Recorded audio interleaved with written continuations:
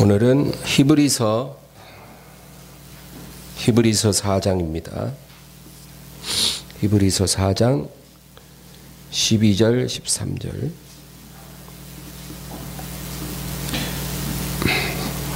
히브리서 4장 12절 13절 합독하겠습니다. 하나님의 말씀은 살아있고 활력이 있어 좌우의 나이선 어떤 검보다도 예리하여 혼과 영과 및 관절과 골수를 찔러 쪼개기까지 하며 또 마음의 생각과 뜻을 판단하나니 지으신 것이 하나도 그 앞에 나타나지 않음이 없고 우리의 결산을 받으실 이의 눈앞에 만물이 벌거벗은 것 같이 드러나느니라. 아멘.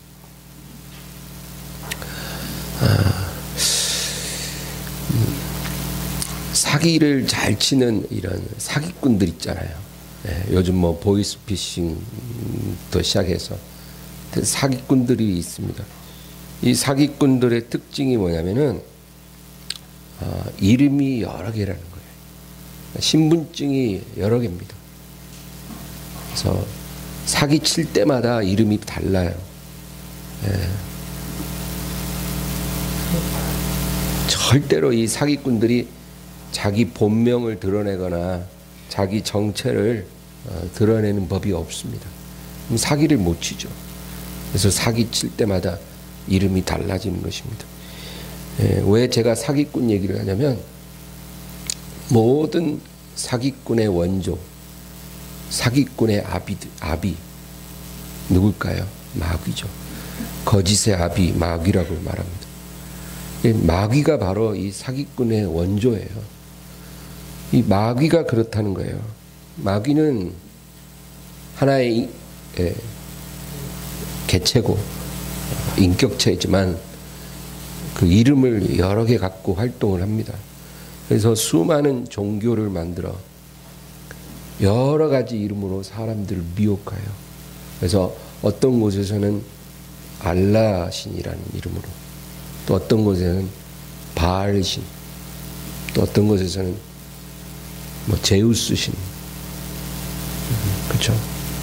어떤 곳에서는 뭐 석가모니, 인도 같은 나라 가면 여러분 힌두교는 세 신이 있잖아요. 삼위일체를 흉내내 가지고 힌두교도 세 신이 있어요.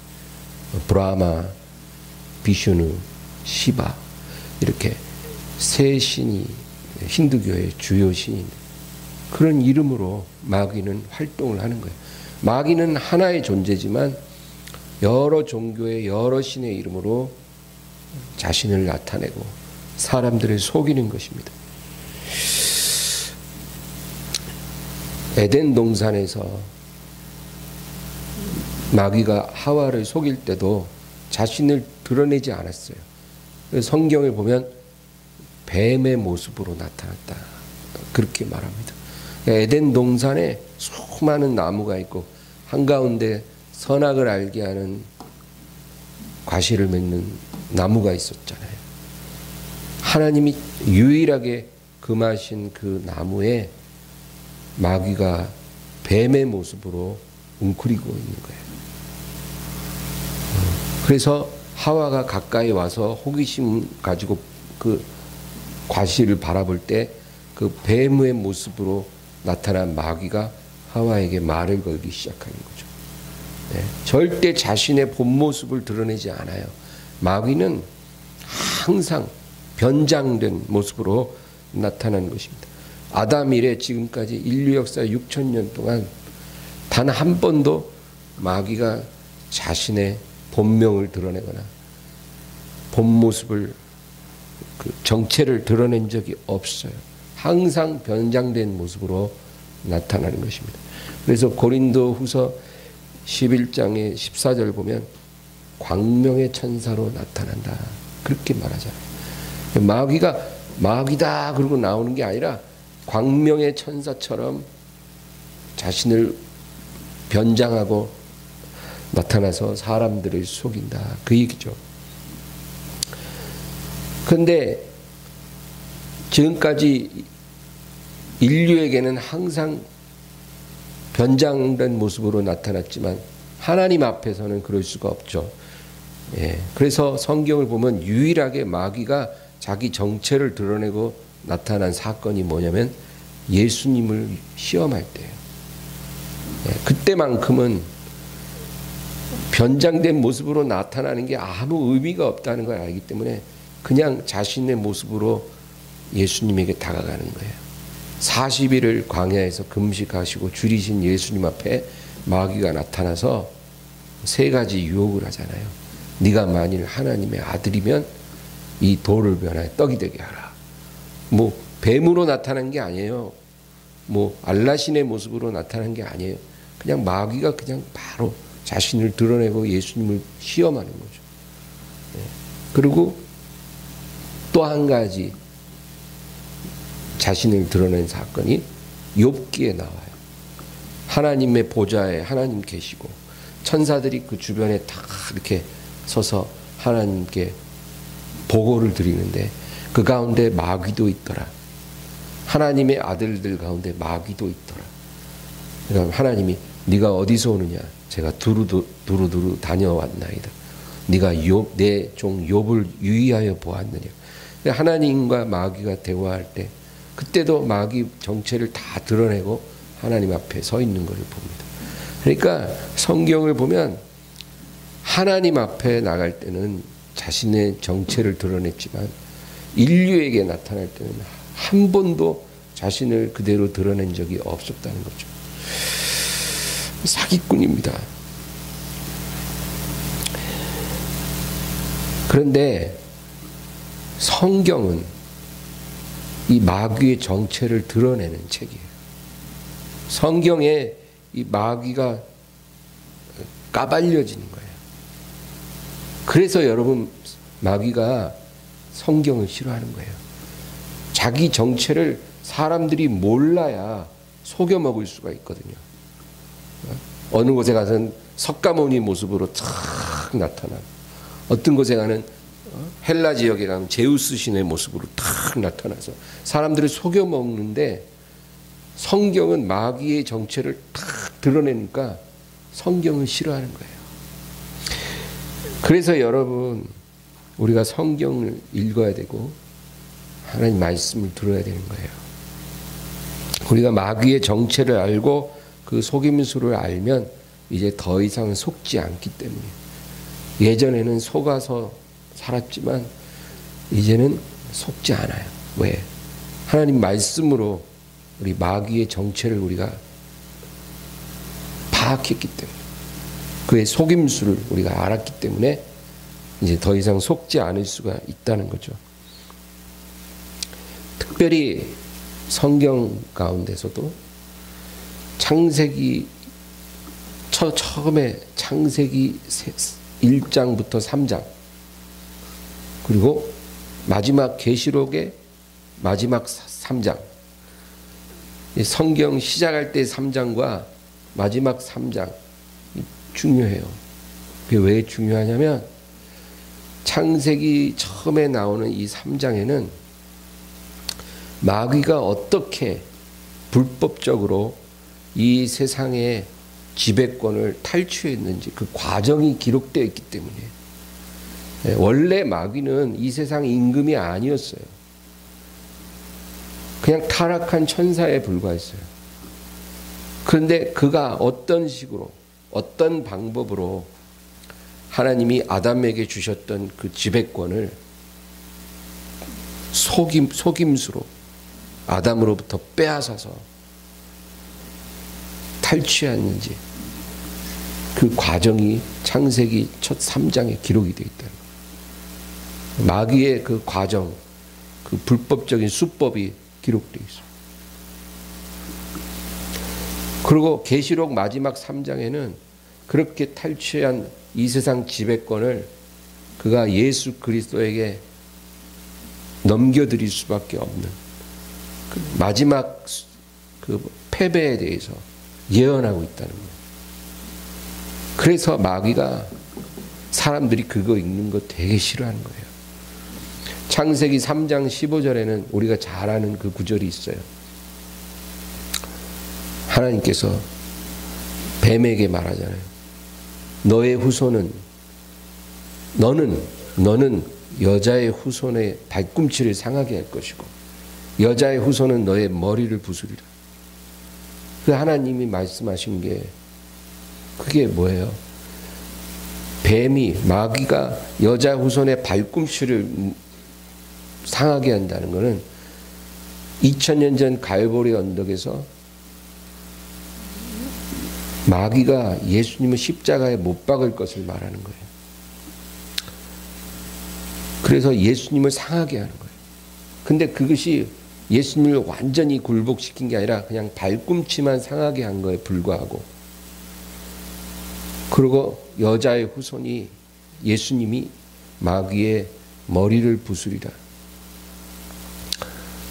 그는 예수님이 재림하실 때 일어날 사건을 예언한 거예요. 그래서 여러분, 이 성경에는 마귀의 모든 수법과 그의 결말까지 다 기록이 되어 있다는 거예요. 그래서 마귀가 이 성경을 아주 싫어합니다. 하나님 말씀은 마귀의 정체를 드러낼 뿐만 아니라 여러분 우리의 정체도 드러내요. 오늘 제가 하고 싶은 말이 그거예요. 뭐 마귀의 정체 드러나는 거 그게 뭐 이렇게 뭐 특별히 오늘 이 시간에 중요한 게 아니라 하나님 말씀이 우리의 정체까지도 드러낸다는 거, 그게 중요한 거예요. 여러분 오늘 본문 말씀 우리 다시 한번 읽어볼까요? 12절 13절이요. 하나님의 말씀은 살아있고 활력이 있어 좌우에 날선 어떤 검보다도 예리하여 혼과 영과 및 관절과 골수를 찔러 쪼개기까지 하며 또 마음의 생각과 뜻을 판단하느니 지으신 것이 하나도 그 앞에 나타나지 않음이 없고 우리의 결산을 받으실 이의 눈앞에 만물이 벌거벗은 것 같이 드러나느니라. 아멘. 13절에 보면 지으신 것이 하나도 그 앞에 나타나지 않음이 없고, 그러니까 하나님이 마귀도 지었잖아요. 마귀의 정체를 그가 아무리 속여도 하나님 말씀 앞에서는 그대로 드러나지는 거예요. 뿐만 아니라 저와 여러분 같은 하나님 자녀들도 하나님의 말씀 앞에 그대로 다 드러나진다, 그 얘기예요. 그래서 이 말씀이 정말로 능력이 있는 거예요. 정치인들이 하는 말 중에 정치는 생물이다. 아마 정치하는 사람들은 그 얘기를 기가 닳도록 서로 말하기도 하고 듣기도 한답니다. 정치는 생물이다. 예, 거의 뭐 불문율처럼 말하는 거예요. 예, 정치 자체가 살아있다 이게 말이죠. 그래서 오늘 다르고 내일 다르다는 거예요. 예, 오늘의 적이 내일 원수 되고 오늘의 원수가 내일 친구 되고 오늘 일어난 상황이 내일 완전히 바뀔 수도 있고 뭐 그렇다는 거죠. 그런데 여러분 하나님 말씀이 그래요. 하나님 말씀이 그 자체에 생명력이 있고 운동력이 있다는 거예요. 하나님 말씀 자체 생명력과 운동력이 있어요. 그래서 하나님 말씀이 한번 나가면 그 말씀이 어디로 향할지 어떤 일을 일으킬지 알 수가 없어요. 마치 바람 같다는 거예요.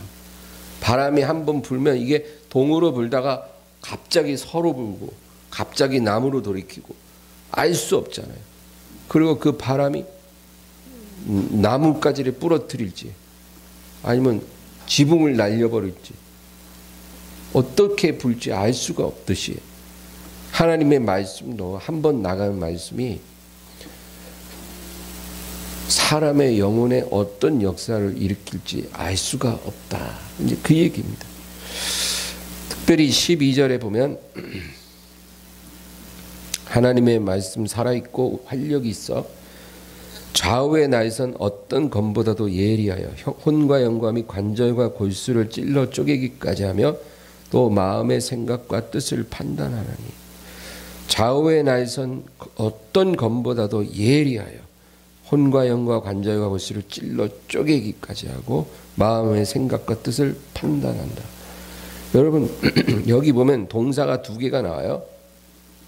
찔러 쪼갠다는 말이 나오고 판단한다는 말이 나오는 거예요.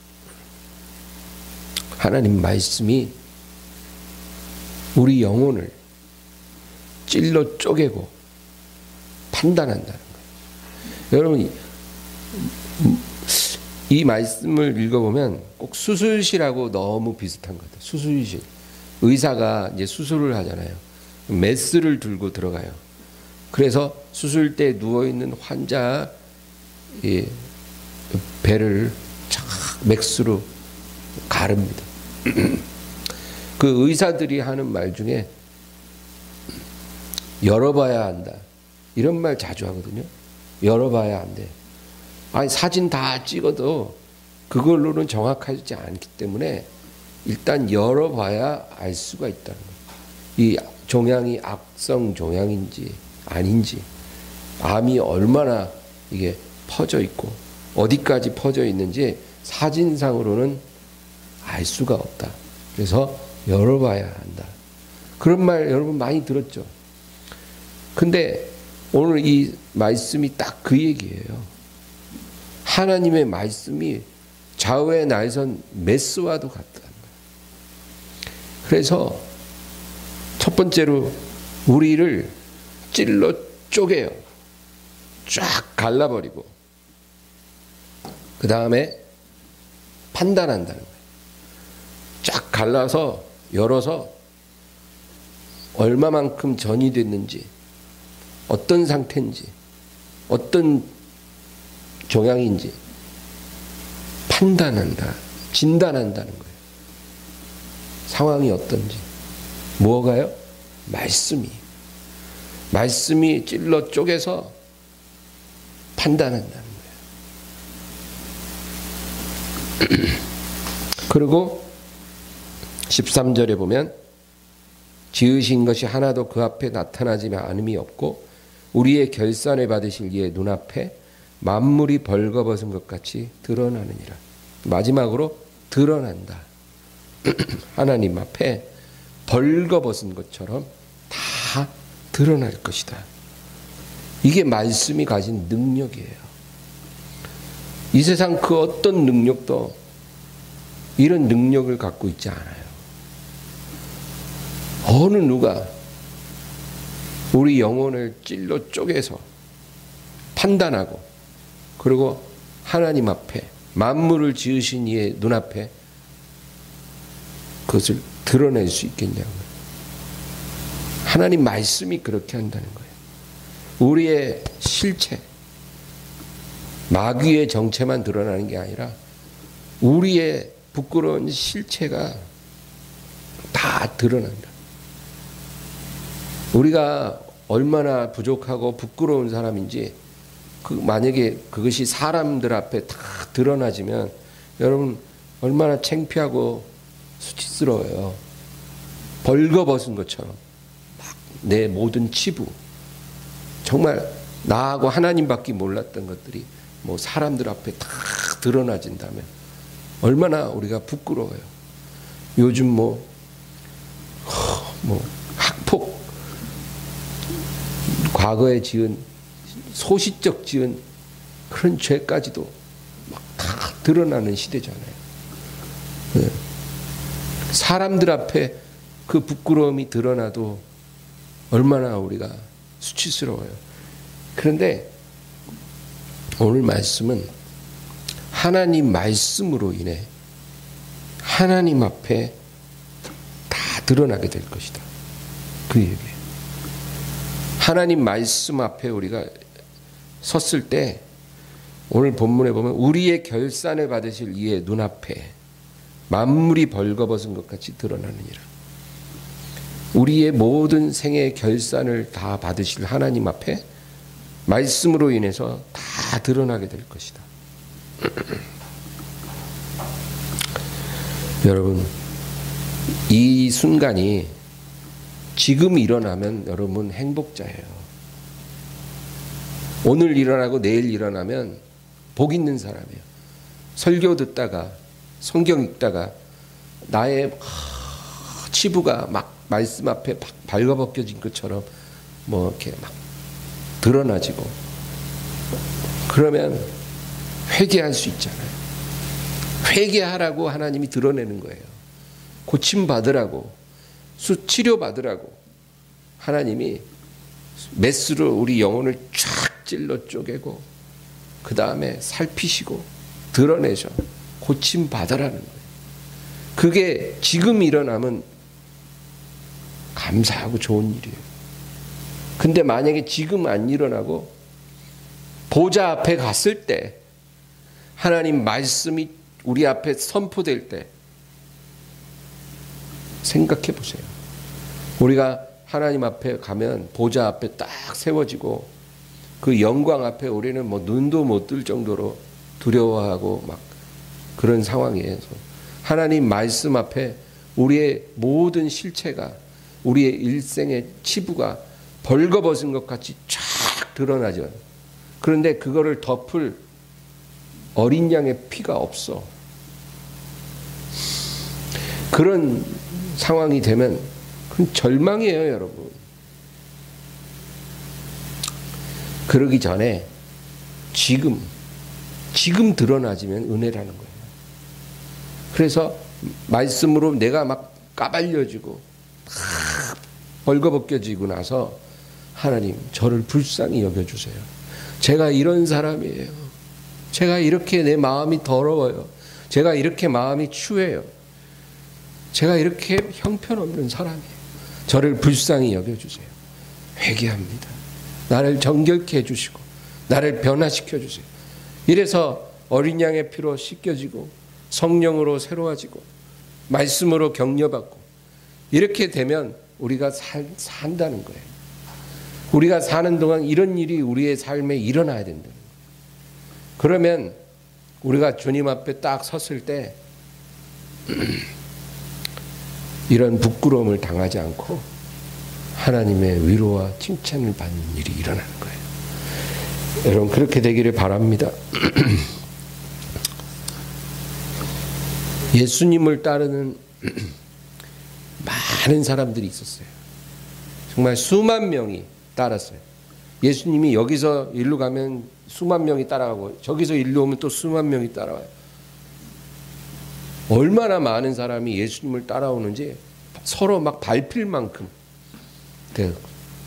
막 사람들이 막 예수님 손이라도 한번 대본다고 막 밀어 제끼니까 아주 막 12 제자들은 막 아주 골병이 들 것 같아요. 막 사람들이 너무 밀어싸니까 예수님을 보호해야 되거든. 그 정도로 많은 사람들이 예수님을 따라왔어요. 그런데 그들 대부분은 다 예수님의 행하시는 기적을 보고 그냥 예수님께 확 매료된 거예요. 아니 이런 선지자가 있었던가. 과거에 뭐 모세가 그랬고 엘리야가 그랬다고 하지만 이 사람보다 더 하겠는가. 그죠? 모세가 엘리야가 아무리 권능이 있어도 이 사람보다 더 하겠는가. 와, 뭐 이런 사람이 다 있나. 하나님의 사람 아닌가. 그러고 막 사람들이 예수님을 따라가는 거예요. 그런데 그들은 예수님이 십자가에 딱 돌아가시는 순간 다 집으로 갔어요. 왜 갔냐? 이제 기적 볼 일이 없거든. 게임 오버예요. 게임 오버. 이제 기적은 못 봐.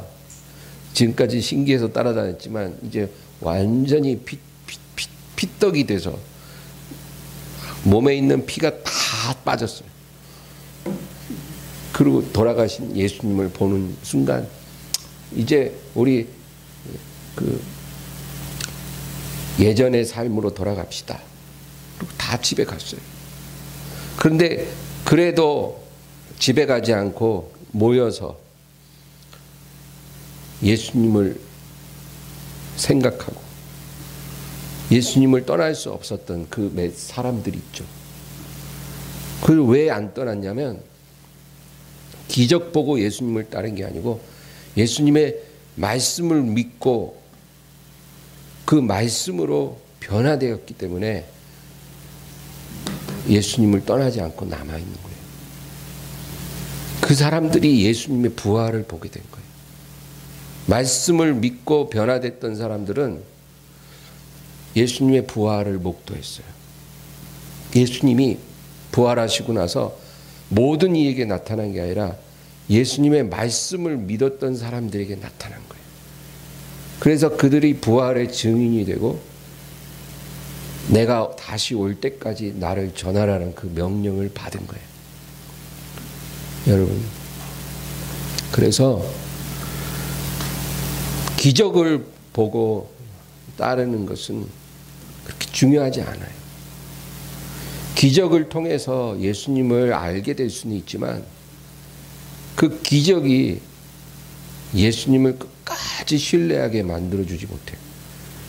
말씀이 우리 안에 심겨지고 뿌리 내릴 때 그때 예수님을 떠나지 않고 따를 수 있는 영적인 힘이 있는 거예요. 그래서 말씀이 중요해요. 말씀이. 오늘 이 말씀을 통해 여러분 말씀을 게을리하지 말기 바랍니다. 열심히 읽고 많이 들으세요. 마귀가 이거 제일 싫어해요. 자기 정체가 다 까발려지기 때문에 이 세상 사람들이 다른 거는 수없이 보고 들어도 하나님 말씀을 보고 듣는 건 딱 싫어해요. 왜냐하면 말씀으로 변화된 사람들은 절대로 이제 마귀에게 더 이상 놀이개가 되지 않기 때문에 싫어해요. 그러나 하나님은 기뻐하시는 거예요. 어떤 상황에도 흔들리지 않는 하나님의 백성들이 될 수 있기 때문에 우리가 말씀의 사람 되는 것을 원하셔요. 그래서 여러분 말씀과 기도 이 두 가지는 정말 우리의 호흡과 같은 거다. 기억하세요. 하나님을 바르게 섬기고 영적으로 승리하는 게 그렇게 복잡하고 어려운 게 아니라 우리의 삶을 말씀과 기도 두 가지에 헌신하리라. 이 결단만 하면 가능한 일이에요. 어렵고 복잡해서 이 길을 못 가는 게 아니라 알지만 그 길로 가지 못하는 것뿐이에요. 왜? 여러 가지 다른 것들에 우리 마음을 뺏기고 시간을 뺏기다 보니까 이 두 가지에는 정작 우리 삶을 드리기가 어려워진 거예요. 그러나 우리가 결단해야 돼요. 이 두 가지는 정말로 내가 포기하지 않으리라. 어디서 어떤 모양으로 살아갈지라도 이 두 가지가 더 소중하다. 나의 생계보다, 내 가정보다, 내 꿈보다, 내 모든 어떤 소망보다도 말씀과 기도로 내가 하나님을 섬기리라. 이게 더 소중하다는 거. 여러분 결심하세요. 이게 중요한 거예요. 여러분 하나님의 은혜는 물과 같아요. 하나님의 은혜, 성령의 은혜. 부모가 악한 자라도 자식에게는 좋은 거를 주거든. 하물며 하나님께서 너희에게 성령을 주시지 않겠느냐. 그렇게 말씀하셨잖아요. 그러니까 하나님이 우리에게 주시는 모든 좋은 것 중에 좋은 게 성령이에요. 최고의 선물이 성령이에요. 근데 그 최고의 선물을 우리에게 주시려고 하는데 그를 담아서 줄 그릇이 있어야 돼요. 그릇. 물을 내가 여러분에게 물을 한 모금 줄 때 어떻게 줘요? 컵에다 담아서 주잖아요. 그냥 줄 수가 없어요. 물은 컵에 담아야 물을 제가 한 모금이라도 여러분에게 줄 수 있는 것처럼 성령의 은혜도 그릇이 필요해요. 하나님의 영적인 은혜인데 그릇이 있어야 돼요. 그 그릇이 바로 말씀의 그릇, 기도의 그릇이에요. 말씀의 그릇, 기도의 그릇 속에 하나님의 성령이 부어지는 거예요. 그리고 그것이 우리에게 배달되는 거예요. 그러니까 말씀 소중히 여기지 않고 기도 안 하고 성령의 은혜를 받기를 원한다. 그는 완전 불가능해요. 그런 일은 없어요. 그러므로 이 두 가지는 너무 중요한데, 여러분, 기도는 어떤 방법을 배우는 게 중요한 게 아니라 우리가 기도의 삶의 승리를 하려면 진짜 절대적으로 중요한 핵심적으로 우리가 지켜야 될 게 뭐 기술을 배우고 방법을 배우는 게 중요한 게 아니라 무조건 기도의 자리에 나가는 그거 하나만 하면 70% 80% 성공한 거예요. 기도하려고 하면, 기도에 승리하려면 기도의 자리에 나가세요. 아유 바쁜데 뭐 그래요. 그냥 걸으면서 기도합니다.